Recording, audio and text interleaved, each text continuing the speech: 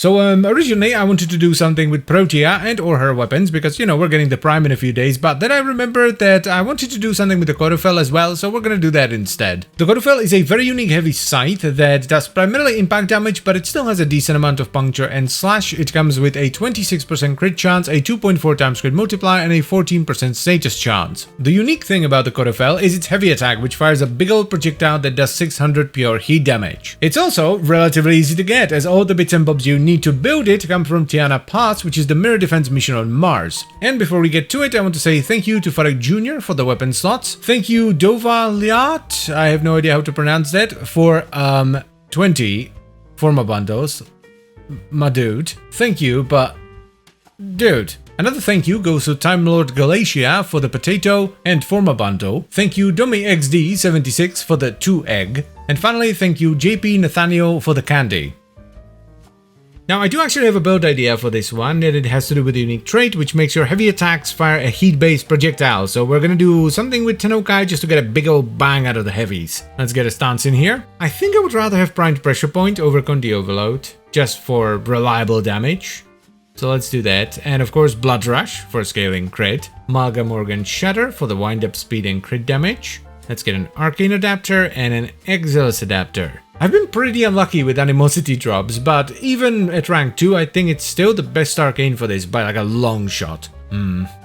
Yeah, I think we're gonna go with Opportunity's Reach, because having a longer Tenokai window is good, especially for something that can shoot. And also, just whiffing Tenokai is the worst. I have just been informed by Mr. Farouk Jr. that Condi Overload is actually multiplicative on this, so yeah, we're actually gonna run that instead. Let's get Fever Strike in there, and I guess just Shocking Touch for a bit of corrosive for now. Gladiator Might? No. No, I would rather have range for leveling. There we go. Seems about right. Can I please get a proc? Please? Thank you, and bang! Ooh! Spicy! I like it. 168 Forma. Alright then. Let's use one of them. Let's put a dash right there. Yeah, I guess we could run Killing Blow. Sure. It'll do. For now. Give me a proc. Give me a proc. There we go. Bang. Lovely. Let's get a Blessing. This should be really nice because we actually have a double affinity event going on right now, so this should be super duper fast. I just realized something, and it took me a while because the Corufell is actually pretty fast to begin with. I didn't put on any attack speed. Sorry boys, but I am done. Okay, let's slap a V right here. And then we need to get some attack speed in there. Bloody hell. Let's take out Volcanic Edge. I mean, the Corufell is pretty fast, so we could take the less attack speed from Vice instead. And then we get a bit of extra Blood Rush effect. And if we run Might on top of that, we get 20%. That's pretty good. Another V. Right here. And we're 1 point short, because of course we are. The return of the Volcanic Edge. Yeah, even with just Vice, the attack speed feels absolutely fine. I kind of want to make a melee setup on my Inaros again with Warcry, because this with Warcry and Arcane Strike would be bonkers. Bang. Oh, that had to be a headshot. Maybe we should run Primed Pressure Point as well and stack it on top of Condi Overload? But I think Killing Blow actually... Did I see that right? I'm gonna have to check the recording, but I'm pretty sure I just shot something for 107 million. Come on, give me a proc, you absolute bastard. There we go. It's not stripped, but... You know what? Not being stripped and all that, that was pretty good. This is very nice. I wanna try something, okay? Let's put a dash right here. I am far too lazy to do the math, so let's put in True Steel and see if we get mostly red scripts. Basically, that's it. Let's stable Harold for a moment. Ooh, that's... yeah. I actually like this more than Condi Overload, because it's more reliable. It was all over the place with Condi Overload, just based on priming. The question now is, do we stack Primed Pressure Point on top of Condi Overload, or do we run double crit?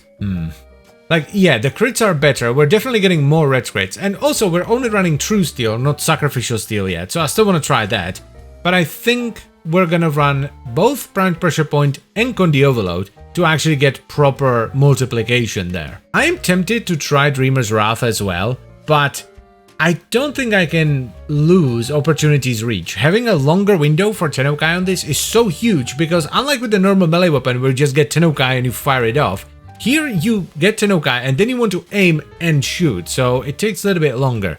Gee, finally a proc. Let's go. Oosh. Yeah, that's good stuff. That is good stuff right there. I hate to say this because I love seeing loads of red crits, but I think we're actually gonna drop Sack Steel and go with Condi Overload on top of Prime Pressure Point to get some big ol' multiplication. Alright, bye-bye Sacrificial Steel, hello Condition Overload. Let's just do Gunners. The combo build-up on this is so slow. Alright, there's 12x, I need a proc, thank you. What do we get? You know what, I'll take an average 20 mil orange crit with an occasional 25 mil red crit. That'll do, yep.